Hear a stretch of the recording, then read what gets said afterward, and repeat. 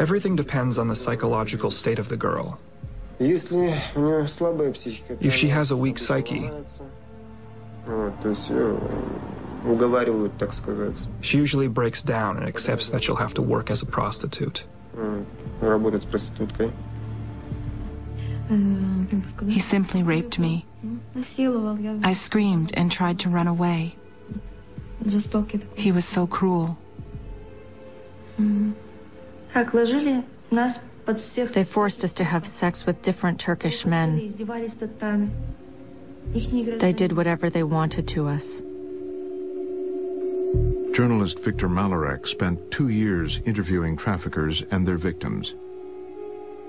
People have said to me, well, these girls can run. They can't. They're taken to these apartments and these houses, usually in remote areas, and men come in and break them. And they make her submit to every indignity in front of all the girls, and they beat her and do whatever. And all the other girls fall right into line.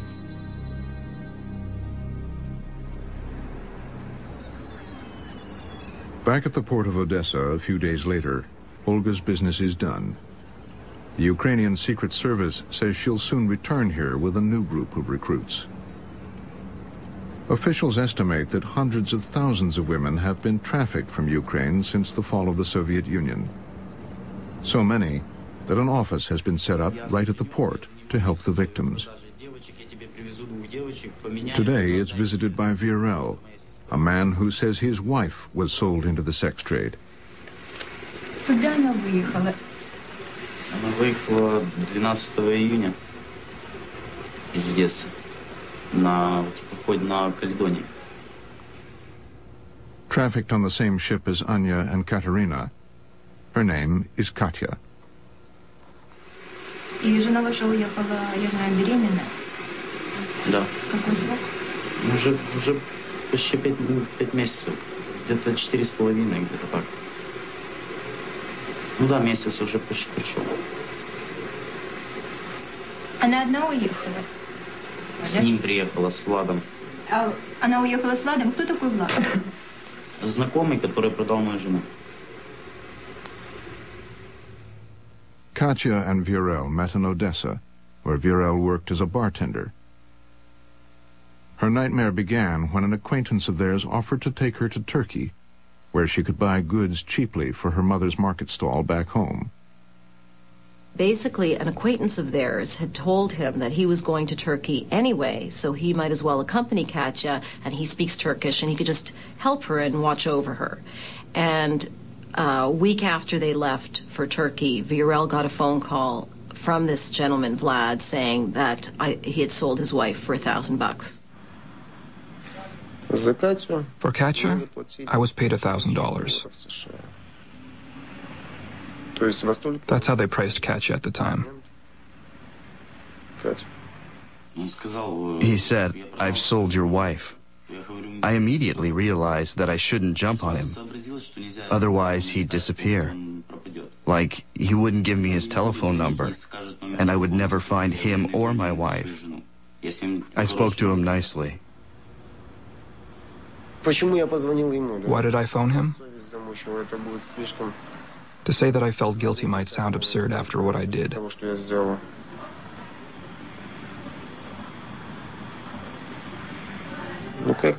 However, strange as it may seem, guilt played its part. Vlad decided to help Virel after learning that the woman he sold Katya to had then resold her to a notoriously violent pimp called Apo. Apo is a person without a shred of human decency. He has no principles whatsoever. At times he can be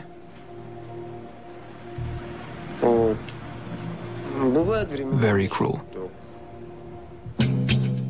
Vlad gave Virel the phone number for Apo, and Virel called, pretending to be Katya's original trafficker. I called Apo and negotiated with him directly to buy her back. I asked him, "What do you want?" girls or money? And he said, money. Katya was being held in Antalya, Turkey, a tourist town on the Mediterranean. Viorel set up a meeting with Apo at the airport to buy Katya back. He then went to the Turkish police. They've stationed police everywhere in order to nab him. Then I called Apo, and he came. When they start talking to each other, I understand something went wrong, and either Apo saw a police officer or somebody blew a whistle. Apo got very suspicious, and he jumped in the car and took off. And that was it. Apo no longer trusted Viorel. Apo assumed that he was being framed by Viorel and that Viorel had called the police. Viorel now feels that informing the police was a grave mistake. What can you think of the Turkish police? There were 60 officers involved in a guarded airport with only one entrance and one exit. There's a checkpoint and tons of police, and they let Apo slip away. I'll do anything to get her out of there.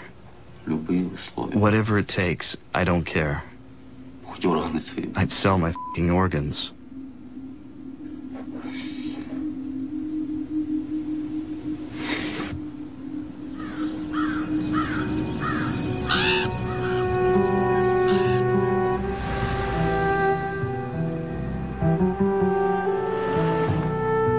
Katya's journey into the hands of one of Turkey's most violent sex traffickers began in Moldova, a nation wedged between Romania and Ukraine.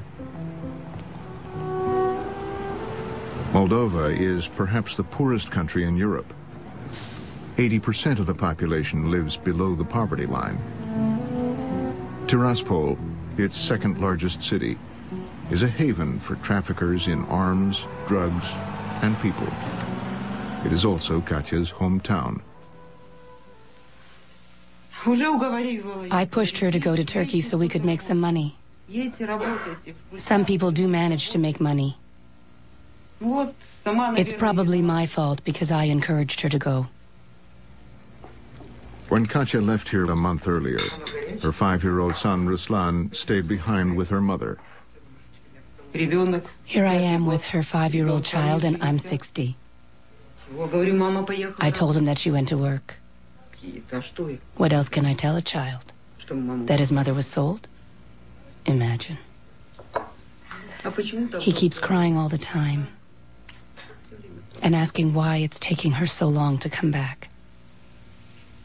What can I say to him? He's so little. Where's my mama? Where's my mama? What can I tell him? Katya didn't suspect what kind of plans I had for her in Turkey. How could she suspect? My plan was to keep her in the dark. Katya ended up in a place where I didn't want her to be. Though one of the smallest countries in Eastern Europe, Moldova has become a leading exporter of women and girls into the global sex trade. Posing as buyers and wearing hidden shirt cameras, the crew set out to see how pervasive human trafficking has become here. I had a business card that said exotic entertainment. I pretended I was a guy from the West who's interested in buying Eastern European girls.